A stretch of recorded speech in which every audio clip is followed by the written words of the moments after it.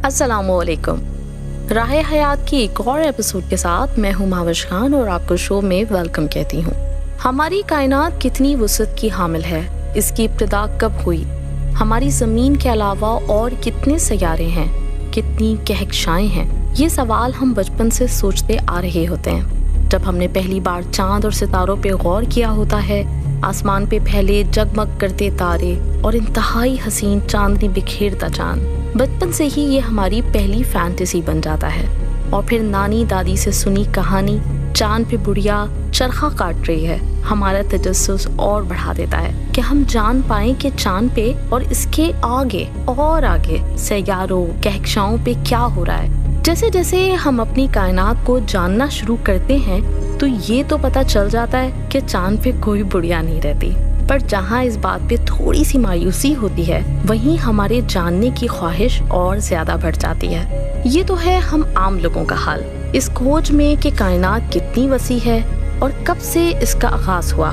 साइंसदान इन सवालों के जवाब हासिल करने के लिए एक ज़माने से सरगर्दा हैं। हमारी ज़हनी वसत के मुताबिक हर चीज़ की एक इब्तिदा है, हमेशा की यह इटर्निटी हमारी समझ से बाहर है, क्योंकि हमारा अपना वजूद फ़ानी है और यकीनन ये कायनात भी फ़ानी है और ये ख्याल भी हमारे लाशऊर में इंटैक्ट है।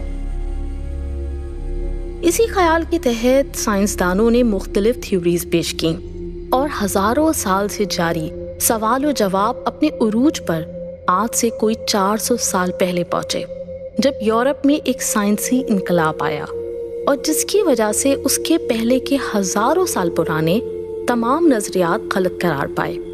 यही वो वक्त था जब फिजिक्स के नए नए रूल सामने आए और ऐसे इक्विपमेंट भी बने जिनसे कायनात को समझने में हमें मदद मिल सकी।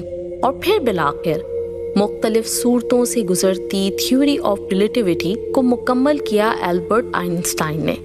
इस थ्योरी के मुताबिक हमारी कायनात का एक नुक्ता आगाज है और इसके बाद से ये कायनात मुसलसल फैल रही है। बिग बैंग का नाम तो आपने यकीनन सुना ही होगा और हो सकता है कि इसके हवाले से थोड़ा बहुत रिसर्च भी किया हो। बिग बैंग के मतलब है एक बहुत बड़ा धमाका, और बिग बैंग दरअसल वो धमाका है जिससे हमारी कायनात वजूद में आई। इस थ्योरी के मुताबिक कायनात के बनने से पहले तमाम मैटर एक सुई के 1000वें हिस्से के बराबर निहायत बारीक जगह में बंद था। अगर मैटर में बहुत ज्यादा एनर्जी हो तो ग्रेविटी चीजों को अपनी तरफ खींचने के बजाय दूर करने वाली फोर्स बन जाती है। और ये था वो स्टार्टिंग पॉइंट जब तमाम मैटर एक जोरदार धमाके की सूरत में बहुत तेजी के साथ एक दूसरे से दूर होने लगा और स्पेस में फैल गया। उस वक्त उसकी रफ्तार इंतहाई ज्यादा होने की वजह से ये कायनात तेजी से फैलने लगी और आज इस बिग बैंग को तकरीबन 13.8 अरब साल या कुछ नजरियात के मुताबिक 15 अरब साल तक गुजर चुके हैं। अब सवाल ये पैदा होता है कि कायनात की उम्र हमें कैसे मालूम हुई, तो इसका जवाब हमें मिला हबल टेलीस्कोप से ली गई तस्वीरों से, जिनके मुताबिक सबसे पुरानी कहकशां जमीन से 13.4 लाइट ईयर्स के फासले पर है। यहाँ मैं ये जरूर कहना चाहूंगी कि जरूरी नहीं कि ये कैलकुलेशन एक्यूरेट हो, क्योंकि साइंसदान अब तक कायनात की इंतहा का खोज नहीं लगा पाए हैं। जो भी हो, एक दिलचस्प बात यह भी है कि वक्त जो कि हमारे लिए नागजीर है, जरूरी है, जिसके तसव्वुर के बगैर हम अपनी जिंदगी का तसव्वुर नहीं कर सकते। हमारी जिंदगी है ही वक्त का दूसरा नाम। वक्त से ही आगाज होता है और वक्त खत्म हो जाने पे मौत। वक्त का आगाज बिग बैंग के साथ ही हुआ। इससे पहले ना कायनात थी, ना ग्रेविटी और ना ही था वक्त। ये तो आप यकीनन जानते ही होंगे, वक्त का ग्रेविटी के साथ एक खास ताल्लुक है। ग्रेविटी जितनी ज्यादा होगी, टाइम इतना स्लो गुजरेगा। ग्रेविटी और वक्त का ताल्लुक और इसके हवाले से हैरान कुन थ्योरीज किसी अगली डॉक्यूमेंट्री में आपसे शेयर करूंगी। अभी वापस आ जाते हैं बिग बैंग पे।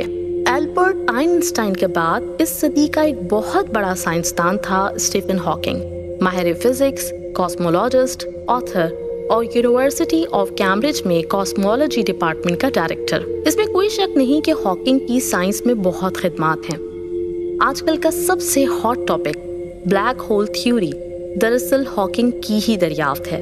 لیکن اپنی ایک مشہور زمانہ اور متنازع کتاب brief answers to the big questions میں ہاکنگ نے بگ بینگ تھیوری کو ایک بہت ہی عجیب رنگ دے دیا تھا، جسے نہ صرف مسلمانوں بلکہ بہت سے نان مسلمس نے بھی سختی سے مسترد کر دیا۔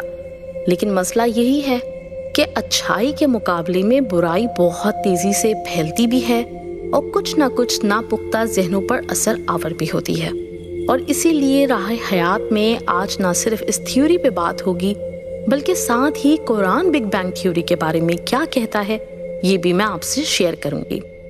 Brief answers to the big questions میں دنیا بھر سے موصول ہونے والے سوالوں کے جواب ہاکنگ نے دیے۔ اس کا کہنا تھا کہ کائنات سنگولیرٹی سے شروع ہوئی، جیسے فرض کریں کہ کائنات سکڑتے سکڑتے ایک نقطے میں سمٹ جائے، یعنی بلیک ہول بن جائے، تو بلیک ہول میں جاتے ہی وقت ختم ہو جاتا ہے، اور سائنس کا ماننا ہے کہ بگ بینگ سے پہلے وقت نہیں تھا۔ تو بقول اسٹیفن ہاکنگ، خدا کے پاس اتنا وقت کیسے آیا کائنات بنانے کا جبکہ وقت تو تھا ہی نہیں؟ تو اس کے مطابق یہ دلیل ہے اس کائنات کے خود بخود وجود میں آنے کی۔ دوسری بات یہ کہ سائنس ہر مسئلے، ہر فینومینا کو ایکسپیرینس سے ثابت کرتا ہے، لیکن اب تک سائنس خدا فرشتوں کو ثابت نہیں کر سکا۔ تو اس کا مطلب ہاکنگ نے یہ نکالا کہ پھر وہ ہے ہی نہیں۔ سائنس کا کانسیپٹ ہے کہ کچھ بننے کے لیے کچھ ہونا ضروری ہے، یعنی کریشن کے لیے یا پھر نتھنگ ٹو سم تھنگ کے لیے بھی کوئی نہ کوئی میٹر، انرجی کا ہونا ضروری ہے۔ خود ہاکنگ نے اپنی 1988 میں شائع ہونے والی کتاب a brief history of time میں خدا کے وجود کا انکار نہیں کیا تھا، لیکن بعد میں اس نے اپنے ہی نظریے کی یہ کہہ کے تردید کی کہ دراصل سائنس کے اصول ہی خدا ہیں، لیکن یہ کوئی ایسا خدا نہیں جس سے آپ مل سکیں۔ اسٹیفن کا یہ کہنا یقیناً ایک ایسا مفروضہ ہے جسے کوئی عقل رکھنے والا دماغ قبول نہیں کر سکتا، پر چونکہ اس زمانے میں دوسرے ٹرینڈز کی طرح ایتھیزم بھی ایک ٹرینڈ ہے، تو یہ بلا وجہ کا مفروضہ بھی آئے دن بحث میں رہتا ہے۔ ہاکنگ یا ایتھیسٹ جو لاز آف نیچر کو اللہ پہ لاگو کرتے ہیں، وہ یہ بھول جاتے ہیں کہ اس کائنات کے جو بھی لاز ہیں وہ خود اللہ کے بنائے ہوئے ہیں۔ سیدھی سی ایگزامپل سے میں آپ کو سمجھانے کی کوشش کرتی ہوں۔ مان لیں کہ کوئی شخص ایک ڈیوائس انوینٹ کرتا ہے جس کو استعمال کرنے کے لیے اس کا بٹن دبا کر آن کرنا ہوگا، تو یہ ہو گیا اس مشین کے لیے اس کا رول، اس کو آن کرنے کا رول۔ مشین آن کے بٹن پر استعمال کے قابل ہوگی، لیکن جس نے انوینٹ کیا ہے اس پہ تو یہ رول لاگو نہیں ہوتا نا۔ ہمارا تو یقیناً کوئی آن آف کا بٹن نہیں ہوتا۔ ایسے ہی اللہ کریٹر ہے، خالق ہے، اسے سائنس اور اس جیسے ہزاروں لاکھوں علوم، ان کے رولز اور لاز بنائے، یہ سب اس کی تخلیق ہیں۔ یہ علوم تو ہمارے لیے ہیں، اور نیورو سائنسز کے مطابق ہم انسان اپنے برین کا 10% حصہ ہی استعمال کرتے ہیں، یعنی ہماری برین کیپیسٹی بس اتنی ہی ہے۔ خالق کو پہچاننے کا ایک طریقہ اس کی تخلیق پر غور کرنا ہے، اور اللہ قرآن میں ہمیں بار بار کائنات پہ غور و فکر کی دعوت اسی لیے دیتا ہے کہ ہم اس کی تخلیقات پر غور کر کے جان سکیں کہ وہ ذات کتنی طاقتور اور عظمت والی ہوگی جس نے یہ سب تخلیق کیا۔ میرے اپنے خیال میں اسٹیفن ہاکنگ سے زیادہ قصوروار ہم آج کل کے مسلمان ہیں، جنہوں نے غور و فکر کا کام ہی دوسروں کے حوالے کر دیا۔ کبھی اے نوجوان مسلم تدبر بھی کیا تو نے، وہ کیا گردوں تھے تو جس کا ہے ایک ٹوٹا ہوا تارا۔ اللہ کی کتاب سائنس کی کتاب نہیں، پر سائنس یعنی نشانیوں، آیتوں کی کتاب ہے، اور اس میں 6000 سے زیادہ آیتیں یعنی نشانیاں ہیں، اور 1000 نشانیاں صرف اور صرف سائنس کے بارے میں ہیں۔ پر افسوس کہ مسلمان آج غافل ہے۔ سوچیں اگر آج مسلمان قرآن کے سائنس کو تھامتے ہوئے ریسرچ کرنا شروع کر دے تو نہ صرف عظیم انوینشنز اس کے حصے میں آئیں گی، بلکہ وہ اپنی سائنس تھیوریز کو تبلیغ کے کام کے لیے بھی استعمال کر سکتا ہے۔ جی ہاں، بالکل، تبلیغ کے مطلب کیا ہوتے ہیں؟ تبلیغ دراصل نکلا ہے بلاغ سے، یعنی کمیونیکیشن۔ آسان لفظوں میں کہوں تو علم کو آگے بڑھانا۔ اللہ کا علم منتقل کرنے کا طریقہ پتہ ہے کیا رہا ہے؟ اللہ نے وہی طریقہ اختیار کیا جو اس وقت مقبول تھا۔ جیسے حضرت موسیٰ علیہ السلام کے دور میں جادو بہت عام تھا، تو حضرت موسیٰ علیہ السلام کے عصا نے اللہ کے حکم پر جادوگروں کی طرف سے پھینکے ہوئے تمام سانپ نگل لیے، اور وہ تمام جادوگر اسی وقت ایمان لے آئے۔ اسی طرح حضرت عیسیٰ علیہ السلام کا معجزہ انسانوں کو زندہ کرنا تھا، کیونکہ اس وقت وہاں میڈیسن کا علم عام ہو رہا تھا۔ حضرت محمد صلی اللہ علیہ وسلم کو معجزے میں قرآن دیا گیا، جس میں دنیا کے تمام علوم کے ساتھ ایک منفرد بات اس کی زبان و انداز ہے۔ تمام آیتیں وزن میں، کیونکہ اس وقت عرب میں شاعری کو بہت اہمیت حاصل تھی۔ تو ہمیں بھی یقیناً آج کل کی دنیا کا سب سے پاپولر سبجیکٹ سائنس کو استعمال کرنا چاہیے۔ قرآن تخلیق کائنات اور اس سے وابستہ تھیوریز کے بارے میں کیا بتاتا ہے؟ کس نے کائنات کو تخلیق کیا؟ کون اس کا خالق ہے؟ آئیے جانتے ہیں۔ سورہ الانعام میں اللہ تعالیٰ ارشاد فرماتے ہیں، بدیع السماوات والارض أَنَّىٰ يَكُونُ لَهُ وَلَدٌ وَلَمْ تَكُن لَهُ صَاحِبَةٌ وَخَلَقَ كُلَّ شَيْءٍ وَهُوَ بِكُلِّ شَيْءٍ عَلِيمٌ۔ وہ تو آسمانوں اور زمین کا موجد ہے، اس کا کوئی بیٹا کہاں ہو سکتا ہے، جبکہ اس کی کوئی بیوی نہیں۔ اسی نے ہر چیز پیدا کی ہے اور وہ ہر چیز کا پورا علم رکھتا ہے۔ ذَلِكُمُ اللَّهُ رَبُّكُمْ لَا إِلَٰهَ إِلَّا هُوَ خَالِقُ كُلِّ شَيْءٍ فَاعْبُدُوهُ وَهُوَ عَلَىٰ كُلِّ شَيْءٍ وَكِيلٌ۔ لوگو، وہ ہے اللہ جو تمہارا پالنے والا ہے، اس کے سوا کوئی معبود نہیں۔ وہ ہر چیز کا خالق ہے، لہذا اس کی عبادت کرو، وہ ہر چیز کی نگرانی کرنے والا ہے۔ لا تدرکہ الابصار وهو يدرك الابصار وهو اللطیف الخبیر۔ نگاہیں اس کو نہیں پا سکتی اور وہ تمام نگاہوں کو پا لیتا ہے۔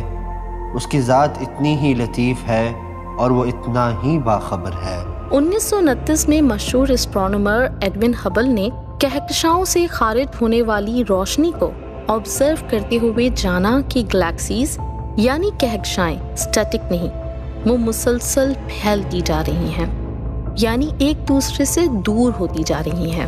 یہ دریافت کاسمولوجی کی دنیا کی عظیم دریافت مانی جاتی ہے، جسے سب کاسمولوجسٹ تسلیم کرتے ہیں۔ آج سے 1450 سال پہلے اللہ پاک نے قرآن کی سورت الزاریات کی آیت نمبر 47 میں ہمیں بتایا، وَالسَّمَاءَ بَنَيْنَاهَا بِأَيْدٍ وَإِنَّا لَمُوسِعُونَ۔ اور آسمان کو ہم نے قوت سے بنایا ہے اور ہم یقیناً وسعت پیدا کرنے والے ہیں۔ دوربین کی ایجاد سے صدیوں پہلے قرآن نے ہمیں ایک ایسی حقیقت بتا دی تھی جو بعد میں سائنسی دنیا کا انکشاف بنی۔ ہماری کائنات مسلسل پھیل رہی ہے، یہاں تک کہ اس حد تک پہنچ جائے کہ جس کے بعد اس نے دوبارہ سکڑنا شروع کر دینا ہے، شاید ایک اور بڑے دھماکے کی صورت میں۔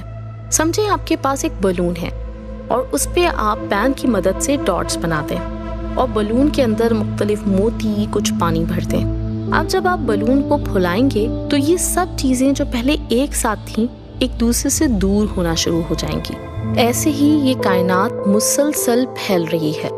یہ کائنات ابھی نہ تمام ہے شاید کہ آ رہی ہے دمادم صدائیں کن فیاکن کن فیاکن۔ قرآن ہمیں بتاتا ہے کہ کائنات کا آغاز ہوا ہمارے رب کے ایک کلمے کن سے۔ پہلے کچھ نہیں تھا، ہمارے رب نے کہا ہو جا اور وہ ہو گیا۔ اللہ تعالیٰ قرآن پاک میں ارشاد فرماتے ہیں، أوليس الذي خلق السماوات والأرض بقادر على أن يخلق مثلهم بلى وهو الخلاق العليم۔ بھلا جس ذات نے آسمانوں اور زمینوں کو پیدا کیا ہے، کیا وہ اس بات پر قادر نہیں ہے کہ ان جیسوں کو دوبارہ پیدا کر سکے؟ کیوں نہیں، جبکہ وہ سب کچھ پیدا کرنے کی پوری مہارت رکھتا ہے۔ انما امره اذا اراد شيئا ان يقول له كن فيكون۔ اس کا معاملہ تو یہ ہے کہ جب وہ کسی چیز کا ارادہ کر لے تو صرف اتنا کہتا ہے کہ ہو جا، بس وہ ہو جاتی ہے۔ فسبحان الذي بيده ملكوت كل شيء وإليه ترجعون۔ غرض پاک ہے وہ ذات جس کے ہاتھ میں ہر چیز کی حکومت ہے، اور اسی کی طرف تم سب کو آخر کار لے جایا جائے گا۔ انسان کو اگر کچھ کریٹ کرنا ہو تو اس کے لیے پہلے سے کسی مٹیریل کی ضرورت ہوتی ہے، جبکہ ہمارے اللہ کے لیے ایسی کوئی پابندی نہیں، وہ بس کن کہتا ہے اور چیز وجود میں آ جاتی ہے۔ نہ اس کو مٹیریل کی ضرورت ہے اور نہ ہی وقت کی۔ ہاں، اس نے اس کائنات کے تشکیل دینے کے بعد اسے برقرار رکھنے کے لیے کچھ اصول ضرور مرتب کیے ہیں۔ غالب نے کس زبردست انداز میں یہ فلسفہ بیان کیا ہے۔ نہ کچھ تھا تو رب تھا، نہ کچھ ہوتا تو رب ہوتا۔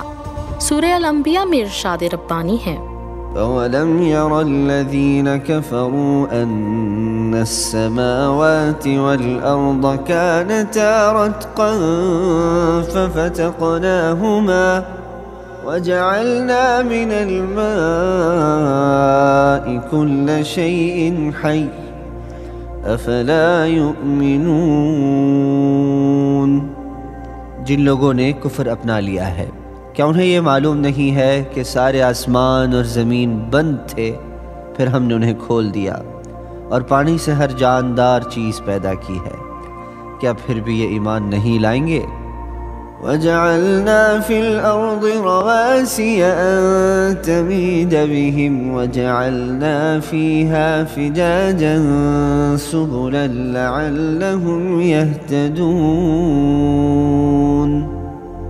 اور ہم نے زمین میں جمے ہوئے پہاڑ پیدا کیے ہیں تاکہ وہ انہیں لے کر ہلنے نہ پائے، اور اس میں ہم نے چوڑے چوڑے راستے بنائے ہیں تاکہ وہ منزل تک پہنچ سکیں۔ وَجَعَلْنَا السَّمَاءَ سَقْفًا مَحْفُوظًا وَهُمْ عَنْ آيَاتِهَا مُعْرِضُونَ۔ اور ہم نے آسمان کو ایک محفوظ چھت بنا دیا ہے، اور یہ لوگ ہیں کہ اس کی نشانیوں سے منہ موڑے ہوئے ہیں۔ وَهُوَ الَّذِي خَلَقَ اللَّيْلَ وَالنَّهَارَ وَالشَّمْسَ وَالْقَمَرَ كُلٌّ فِي فَلَكٍ يَسْبَحُونَ۔ اور وہی اللہ ہے جس نے رات اور دن اور سورج اور چاند پیدا کیے، سب کسی نہ کسی مدار میں تیر رہے ہیں۔ رتق کے معنی ہیں اکٹھا ہونا، ایک دوسرے سے جڑا ہونا، جبکہ فتق کے معنی ہیں جدا ہونا یا پھٹ جانا۔ ان پہ غور کریں تو یہ آیات کہہ رہی ہیں کہ کائنات کی ابتدائی شکل ایک ماس کی سی تھی، جس کو بعد میں تقسیم کر کے زمین اور دوسرے سیارے گلیکسیز بنائے گئے۔ کیا بگ بینگ تھیوری یہی نہیں ہے؟ ایک نقطہ آغاز کہ جس کے بعد آسمان، زمین، سیارے، کہکشائیں وجود میں آئیں، اتنی کہ سائنس اب تک 94 بلین لائٹ ایئرز تک کی دوری کو ہی آبزرو کر سکی ہے۔ اس کے آگے کیا کچھ اور ہے، سائنس نہیں جانتی۔ اس سے اور آگے کی دنیا کو نان آبزرویبل یونیورس کہا جاتا ہے۔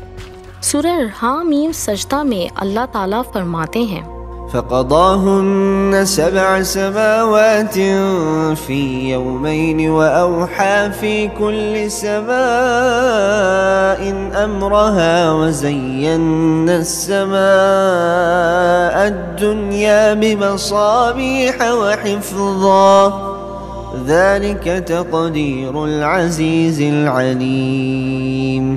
چنانچہ اس نے 2 دن میں اپنے فیصلے کے تحت ان کے 7 آسمان بنا دیے اور ہر آسمان میں اس کے مناسب حکم بھیج دیا، اور ہم نے اس قریب والے آسمان کو چراغوں سے سجایا اور اسے خوب محفوظ کر دیا۔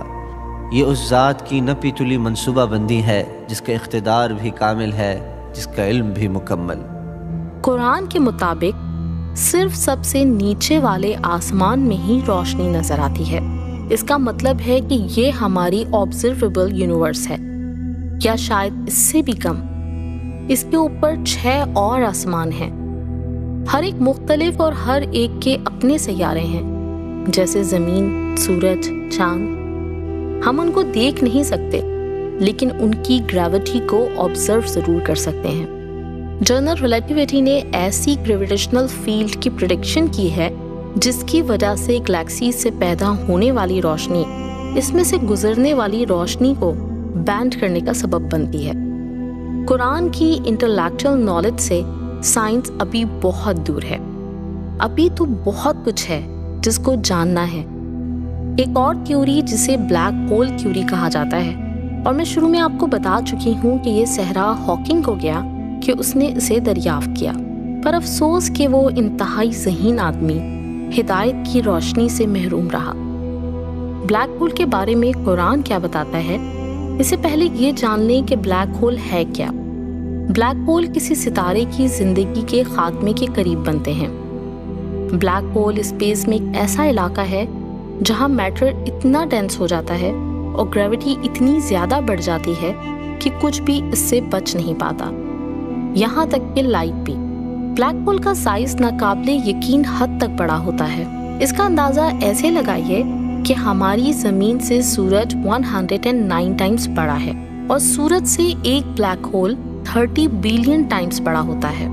سورہ الطارق میں اللہ تعالیٰ فرماتے ہیں والسماء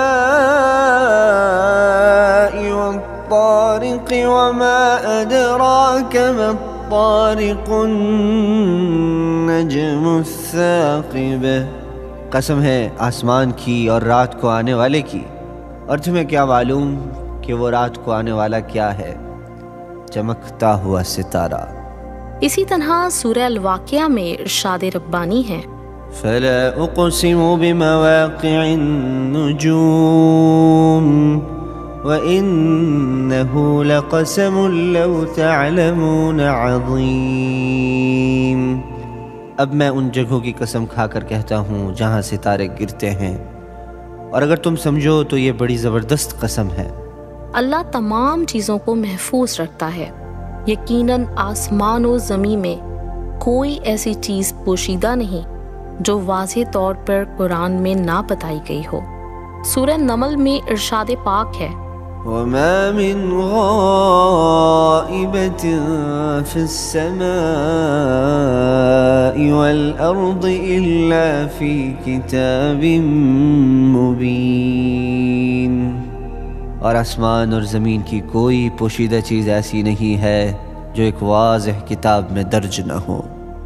قرآن پاک میں بلیک ہول کو ستاروں کی ڈوبنے کی جگہ بتایا گیا ہے۔ فَإِذَا النُّجُومُ طُمِسَتْ وَإِذَا السَّمَاءُ فُرِجَتْ۔ چنانچہ وہ واقعہ اس وقت ہوگا جب ستارے بجھا دیے جائیں گے اور جب آسمان کو چیر دیا جائے گا۔ بلیک ہول میں وقت کا تصور ختم ہو جاتا ہے، اس میں کیا ہے اب تک کوئی نہیں جانتا۔ قرآن پاک نے ہمیں معارج کا کانسیپٹ بھی دیا ہے، جس میں فرشتے اور روح ایک دن میں چڑھتے ہیں، جس کا اندازہ 50,000 سال ہے۔ معارج سے جو چیز بھی گزرے گی وہ وہاں کے ایک دن، جبکہ زمین کے 50,000 سال کا سفر کرے گی۔ اللہ نے ان کو آسمان کے دروازے کہا ہے، جو ہزاروں سالوں کے فاصلے کو سمیٹ دیتے ہیں۔ قرآن پاک میں اللہ تعالیٰ ارشاد فرماتے ہیں جو اللہ پر یقین نہیں رکھتا وہ اس پر بھی یقین نہیں کرے گا، چاہے انہیں کتنی بڑی نشانی دکھا دی جائے۔ اس نے آسمانوں میں خوبصورت برج قائم کیے، اگر وہ ان کے دروازے کھول بھی دے تو کافر یقین نہیں کریں گے کہ وہ واقعی چند قدم چل کر وہاں پہنچے ہیں۔ قرآن پاک میں ارشاد ربانی ہے، من اللہ ذی المعارج تعرج الملائکة والروح الیہ فی یوم کان مقدارہ 50,000 سنہ۔ وہ اللہ کی طرف سے آئے گا جو چڑھنے کے تمام راستوں کا مالک ہے، فرشتے اور روح القدس اس کی طرف ایک ایسے دن میں چڑھ کر جاتے ہیں جس کی مقدار 50,000 سال ہے۔ قرآن پاک میں بیان کیے گئے بروج معارج کیا ہیں؟ آج کل کی کچھ اسکالرز کا ماننا ہے کہ یہی دراصل بلیک ہولز ہیں جو کہ ایک دنیا سے دوسری دنیا کا راستہ ہیں۔ یہ ہو بھی سکتا ہے اور نہیں بھی۔ ان کو ماننے یا نہ ماننے سے ہمارے ایمان پر تو فرق نہیں پڑتا، لیکن اس پہ غور و فکر کیا جا سکتا ہے۔ قرآن کی تو ہر ایک آیت مستحق ہے کہ اس پر تدبر کیا جائے مسلمانوں کی طرف سے۔ یہ قرآن ہی وہ ذریعہ ہے جس سے آپ اللہ کی قدرتوں، اس کی طاقت، اس کے معجزوں، اس کی رحمانیت، اس کی حقانیت کو مختلف علوم کی روشنی میں بطور ہتھیار استعمال کر سکتے ہیں، بطور چراغ استعمال کر سکتے ہیں۔ وہ غور و فکر جو ایتھیسٹ کو منہ توڑ جواب دے سکے اور انسانوں کو ہدایت کے راستے پہ لا سکے۔ سائنس نو مسلمز کی میراث نہیں، علم کا سمندر تو ہمیں عطا کیا گیا ہے جس میں سے آج وہ قطرے چنتے ہیں اور دنیا پہ اپنی دھاک قائم کر لیتے ہیں۔ کیا ہو اگر میں اور آپ قرآن کی روشنی میں ان سارے علوم پر غور کریں، ریسرچ کریں، تو اس کے ذریعے اللہ کے پیغام کو اور بہتر اور مؤثر انداز میں پھیلائیں۔ اسلام دکیا نوسیت نہیں، جدت سکھاتا ہے۔ خود کو کلچر کی قید سے آزاد کر کے اسلام کی آفاقیت میں داخل کیجیے۔ ہمیں وہ کتاب دی گئی جس کا پہلا حرف ہی اقرا تھا، پڑھ اللہ کے نام سے۔ ہماری کتاب قرآن میں جگہ جگہ اللہ تعالیٰ ہمیں غور کرنے کو کہتے ہیں، آسمان پر، بروج پر، معارج پر، زمین پر، 7 آسمان پر۔ ایسے بے شمار کانسیپٹ ہیں جن کو تسخیر کرنا ابھی باقی ہے، اور یقیناً اللہ ہم مسلمانوں سے یہ توقع رکھتا ہے کہ ہم اس کی کتاب پہ غور کریں، اس کی کتاب کو سمجھ کے پڑھیں اور دنیا کو تسخیر کر ڈالیں۔ اسی قرآن میں ہے ابتر کے جہاں کی تعلیم، جس نے مومن کو بنایا ماہو پروین کا امیر۔